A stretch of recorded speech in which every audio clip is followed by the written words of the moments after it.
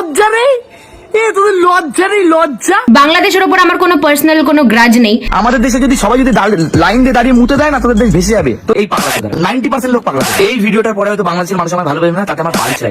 তোরা হচ্ছে এক নম্বরে বোকা। আমার জীবনে আমি অনেক গালি ইউজ করেছি, আর গালি দিতে দিতে একটা সময় মুখ বন্ধ হয়ে গেছে, কিন্তু এই আবাল ভবিষ্যতের মুখ থেকে এরকম গালি কেমনে বাইর হয়? তোরা ফোড়া উঠলে তোরা আবার আমাদের এখানে আসিস। একটা দেশের মান সম্মান ডুবাতে এরকম একটা আবালের যথেষ্ট। এই বাংলাদেশের কিছু আবাল লোকজন এই একটা মানুষ কতটা ভবিষ্যৎ হইলে এরকম ভাবে গালি দিতে পারে?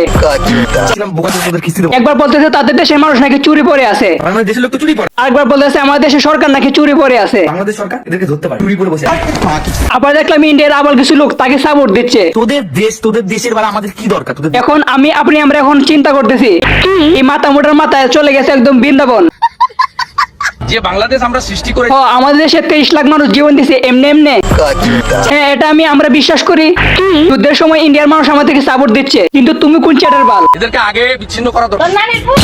হ্যাঁ, হোয়াটসঅ্যাপ তোমাদের কি অবস্থা? My name Badsha and welcome back to Badsha সাহেবের এলাকা।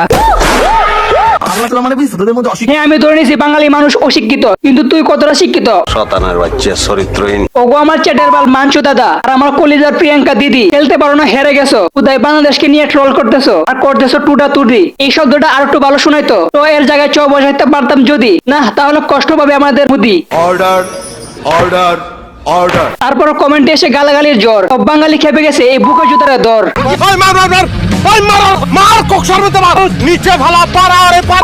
আগে আমরা গলা ফাটিয়ে চিৎকার করে বলতাম বাংলাদেশ ভারত বাই বাই, কিন্তু তোরা যে কতটা বাঞ্চুত সেটা আমি আগে বুঝি নাই।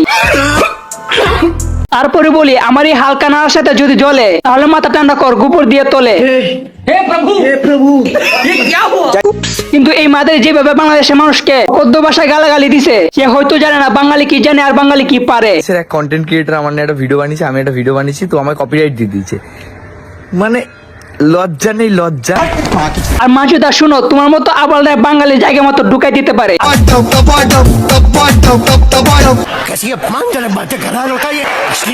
বাংলাদেশ মজা নিচ্ছে। তোদের লজ্জা নেই?